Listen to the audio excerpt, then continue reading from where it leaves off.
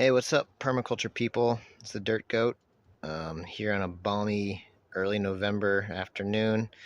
Um, just showing the greenhouse full of mustard and kale greens seeded probably 3 weeks ago. Just coming in super nice. These are hopefully gonna keep growing through the winter for kind of cut and come again style harvesting. It's been nice and warm, and I've been watering regularly, keep these guys hydrated, and hopefully they'll be established and mature enough to be here all winter and just cut the biggest leaves and keep us eating fresh greens all winter.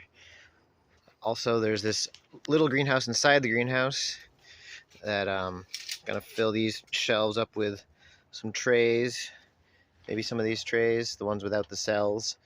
Fill them with soil and seed some more greens, some arugula. My outdoor arugula got heavily munched by the groundhog, I think, the other day. It's kind of a bummer, but we can keep them out of here with the plastic sides down and the doors on the greenhouse. So just showing, this serpentine sort of passive irrigation in-ground bed system going on in here. This greenhouse is at the bottom of a wet hill.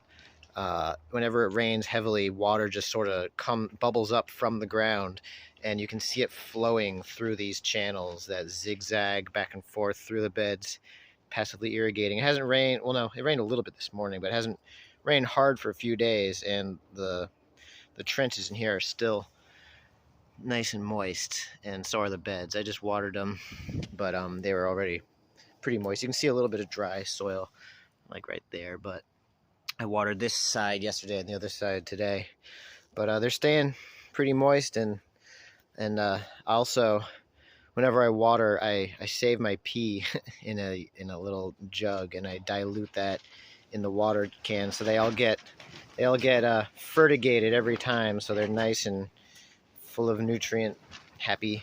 And even the path here is growing tons of little seedlings just from spilled seeds. All these seeds actually came from plants that I sowed late last winter, and they grew up, and this looked like a crazy jungle of weeds. The field basically grew way back in, so I had to reclaim this entire place. Get all the meadow plants out, but there was tons of huge mustard and kale and other plants in here with all their, gone to seed. So I collected all those seeds and just rebroadcast them back on all these beds. So this is all second generation of the same genetics, the same plants. So it's an easy way to save seeds. Just let your greens and other plants just go to seed, grab them when they're dry, and put them back on the ground.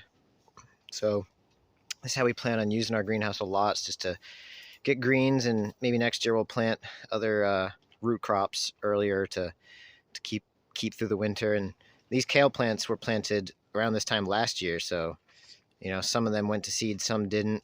So we've got multiple generations of the same family of plants in here. Just showing a way to keep growing food all year round, even in a cold climate, with no electricity or anything. Just some innovations with getting the passive, rainfall water irrigation. And another cool thing, these mushrooms right here, I didn't inoculate these, but these are King Stropharia. I've inoculated them all over the property, and there's spores or mycelia from wood chips or compost. I'm not exactly sure, but they found their way in here, which I'm super excited about. Maybe this whole middle path is full of wood chips. When I dug this, it was during a wet part of the year, and it was full of water. There was standing water, up past that stick right there.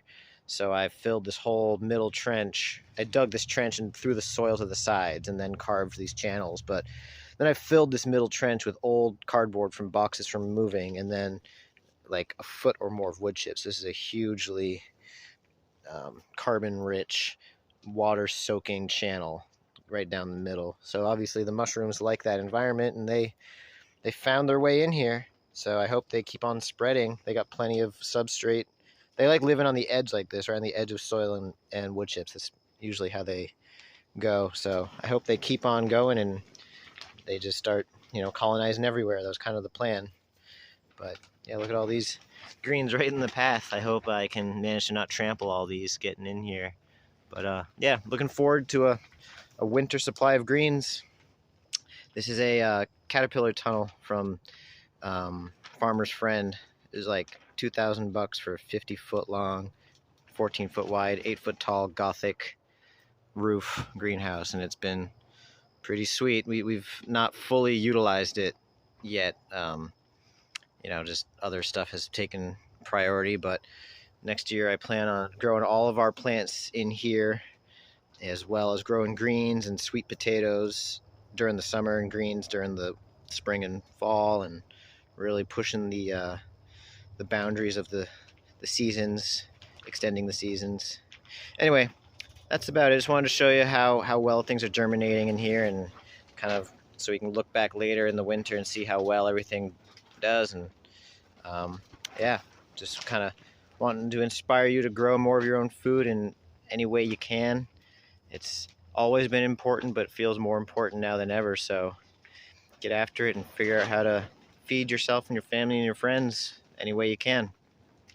All right, y'all. Keep on keeping on. Talk to you next time.